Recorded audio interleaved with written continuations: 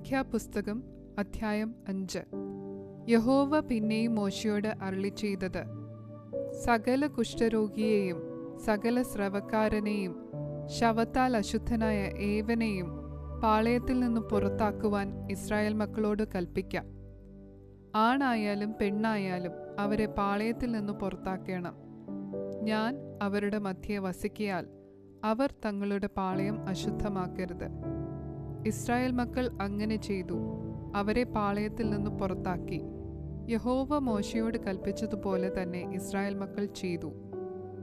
യഹോവ പിന്നെയും മോശെയോട് അരുളിച്ചെയ്തത്, നീ ഇസ്രായേൽ മക്കളോട് പറക, ഒരു പുരുഷനോ സ്ത്രീയോ യഹോവയോട് ദ്രോഹിച്ച് മനുഷ്യരുടെ ഇടയിൽ നടപ്പുള്ള വല്ല പാപവും ചെയ്തിട്ട് കുറ്റക്കാരായാൽ ചെയ്ത പാപം അവർ ഏറ്റുപറയുകയും തങ്ങളുടെ അകൃത്യത്തിന് പ്രതിശാന്തിയായി മുതലും അതിൻ്റെ 5 കൂട്ടി തങ്ങൾ അകൃത്യം ചെയ്തവന് പകരം കൊടുക്കണം.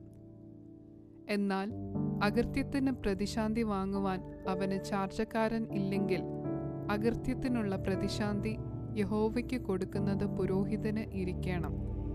അതുകൂടാതെ അവനു വേണ്ടി പ്രായശ്ചിത്തം കഴിപ്പാനുള്ള പ്രായശ്ചിത്തത്തിൻ്റെ ആട്ടുകൊറ്റനെയും അർപ്പിക്കണം. ഇസ്രായേൽ മക്കൾ പുരോഹിതന്റെ അടുക്കൽ കൊണ്ടുവരുന്ന സകല വിശുദ്ധ വസ്തുക്കളിലും ഉദർച്ചയായതൊക്കെയും അവന് ഇരിക്കണം.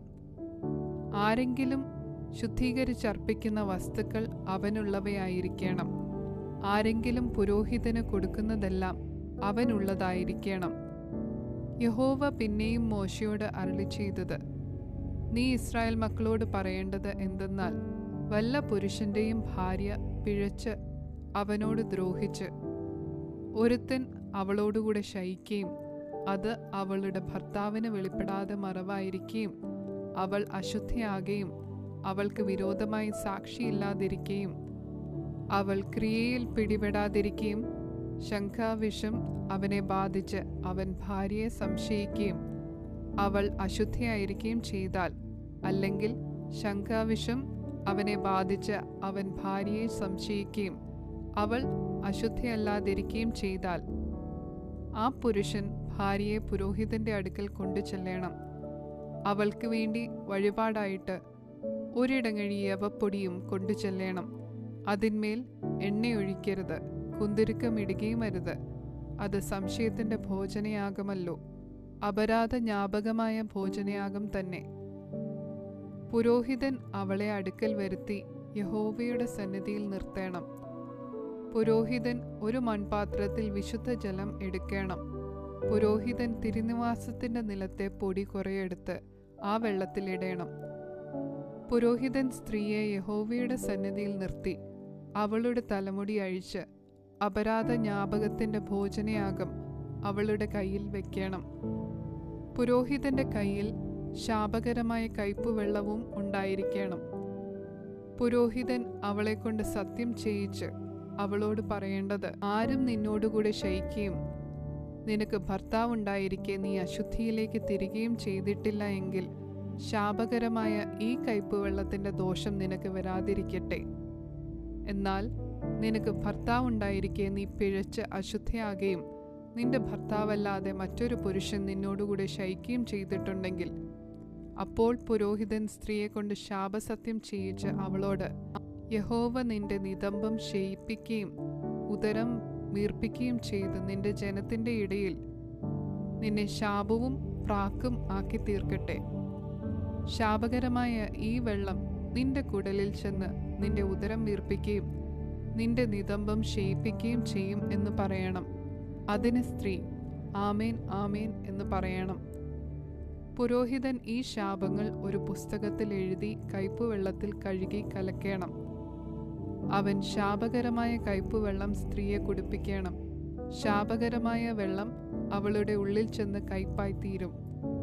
പുരോഹിതൻ സ്ത്രീയുടെ കയ്യിൽ നിന്ന് സംശയത്തിന്റെ ഭോജനയാഗം വാങ്ങി യഹോവയുടെ സന്നിധിയിൽ നീരാജനം ചെയ്ത് യാഗപീഠത്തിന്മേൽ അർപ്പിക്കണം. പിന്നെ പുരോഹിതൻ ഭോജനയാഗത്തിൽ ഒരു പിടിയെടുത്ത് യാഗപീഠത്തിന്മേൽ നിവേദ്യമായി ദഹിപ്പിക്കണം. അതിൻ്റെ ശേഷം സ്ത്രീയെ ആ വെള്ളം കുടിപ്പിക്കണം. അവൾ അശുദ്ധയായി തൻ്റെ ഭർത്താവോട് ദ്രോഹം ചെയ്തിട്ടുണ്ടെങ്കിൽ അവളെ വെള്ളം കുടിപ്പിച്ച ശേഷം ശാപകരമായ വെള്ളം അവളുടെ ഉള്ളിൽ ചെന്ന് കയ്പായിത്തീരും. അവളുടെ ഉദരം വീർക്കുകയും നിതംബം ക്ഷയിക്കുകയും സ്ത്രീ തൻ്റെ ജനത്തിൻ്റെ ഇടയിൽ ശാപഗ്രസ്തയായിരിക്കുകയും ചെയ്യും. എന്നാൽ സ്ത്രീ അശുദ്ധയാകാതെ നിർമ്മലയാകുന്നുവെങ്കിൽ അവൾക്ക് ദോഷം വരികയില്ല, അവൾ ഗർഭം ധരിക്കും. ഇതാകുന്നു പാതിവൃത്യ സംശയം സംബന്ധിച്ചുള്ള പ്രമാണം. ഒരു സ്ത്രീ ഭർത്താവുണ്ടായിരിക്കെ പിഴച്ച് അശുദ്ധയാകുകയോ ശങ്കാവിഷം അവനെ ബാധിച്ച് അവൻ ഭാര്യയെ സംശയിക്കുകയോ ചെയ്തിട്ട് അവളെ യഹോവയുടെ സന്നിധിയിൽ നിർത്തുമ്പോൾ പുരോഹിതൻ ഈ പ്രമാണമൊക്കെയും അവളിൽ നടത്തണം. എന്നാൽ പുരുഷൻ അകൃത്യത്തിൽ ഓഹരിക്കാരനാകയില്ല, സ്ത്രീയോ തൻ്റെ അകൃത്യം വഹിക്കും. സംഖ്യാപുസ്തകം അധ്യായം 6. യഹോവ പിന്നെയും മോശയോട് അരുളി ചെയ്തത്, നീ ഇസ്രായേൽ മക്കളോട് പറയേണ്ടതെന്തെന്നാൽ, ഒരു പുരുഷനാകട്ടെ സ്ത്രീ ആകട്ടെ യഹോവയ്ക്ക് തന്നെത്താൻ സമർപ്പിക്കേണ്ടതിന് നാസീർ വ്രതം എന്ന വിശേഷവിധിയായുള്ള വ്രതം ദീക്ഷിക്കുമ്പോൾ വീഞ്ഞും മദ്യവും വർജിച്ചിരിക്കണം. വീഞ്ഞിൻ്റെ കാടിയും മദ്യത്തിൻ്റെ കാടിയും കുടിക്കരുത്. മുന്തിരിപ്പഴത്തിൻ്റെ യാതൊരു രസവും കുടിക്കരുത്. മുന്തിരിങ്ങ പഴുത്തതാകട്ടെ ഉണങ്ങിയതാകട്ടെ തിന്നുകയും അരുത്. തൻ്റെ നാസീർ വ്രത കാലത്ത് ഒക്കെയും കുരു തൊട്ട് തൊലി വരെ മുന്തിരിങ്ങ കൊണ്ട് ഉണ്ടാക്കുന്നതൊന്നും അവൻ തിന്നരുത്. നാസീർ വ്രത കാലത്തൊക്കെയും ക്ഷൗരക്കത്തി അവൻ്റെ തലയിൽ തൊടരുത്. യഹോവയ്ക്ക് തന്നെത്താൻ സമർപ്പിച്ചിരിക്കുന്ന കാലം തികയുവോളം അവൻ വിശുദ്ധനായിരിക്കണം, തലമുടി വളർത്തേണം. അവൻ യഹോവയ്ക്ക് തന്നെത്താൻ സമർപ്പിച്ചിരിക്കുന്ന കാലത്തൊക്കെയും ശവത്തിൻ്റെ അടുക്കൽ ചെല്ലരുത്. അപ്പൻ, അമ്മ, സഹോദരൻ, സഹോദരി എന്നിവരിൽ ആരെങ്കിലും മരിക്കുമ്പോൾ അവരാൽ അവൻ തന്നെത്താൻ അശുദ്ധനാകരുത്. അവൻ്റെ ദൈവത്തിൻ്റെ നാസീർ വ്രതം അവൻ്റെ തലയിലിരിക്കുന്നു. നാസീർ വ്രത കാലത്തൊക്കെയും അവൻ യഹോവയ്ക്ക് വിശുദ്ധനാകുന്നു. അവൻ്റെ അടുക്കൽ വെച്ച് വല്ലവനും പെട്ടെന്ന് മരിക്കുകയും അവൻ്റെ നാസീർ വ്രതമുള്ള തലയെ അശുദ്ധമാക്കുകയും ചെയ്താൽ അവൻ തൻ്റെ ശുദ്ധീകരണ ദിവസത്തിൽ തല ക്ഷൗരം ചെയ്യണം. 7-ാം ദിവസം അവൻ ക്ഷൗരം ചെയ്യണം. 8-ാം ദിവസം അവൻ 2 കുറുപ്രാവിനെയോ 2 പ്രാവിൻ കുഞ്ഞിനെയോ പുരോഹിതന്റെ അടുക്കൽ സമാഗമന കൂടാരത്തിന്റെ വാതിൽക്കൽ കൊണ്ടുവരണം.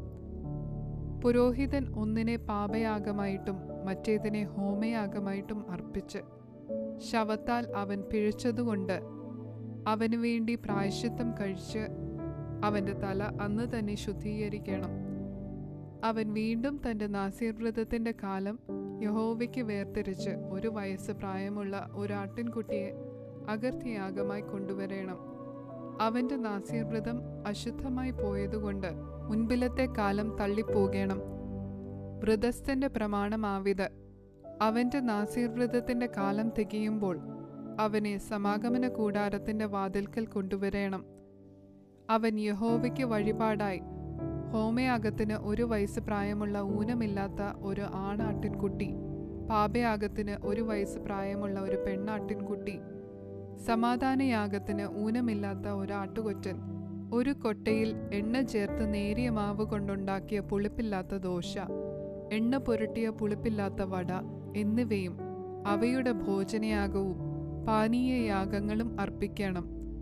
പുരോഹിതൻ അവയെ യഹോവയുടെ സന്നിധിയിൽ കൊണ്ടുവന്ന് അവൻ്റെ പാപയാഗവും ഹോമയാഗവും അർപ്പിക്കണം. അവൻ ആട്ടുകൊറ്റനെ കൊട്ടയിലെ പുളിപ്പില്ലാത്ത അപ്പത്തോടുകൂടെ യഹോവയ്ക്ക് സമാധാനയാഗമായി അർപ്പിക്കണം.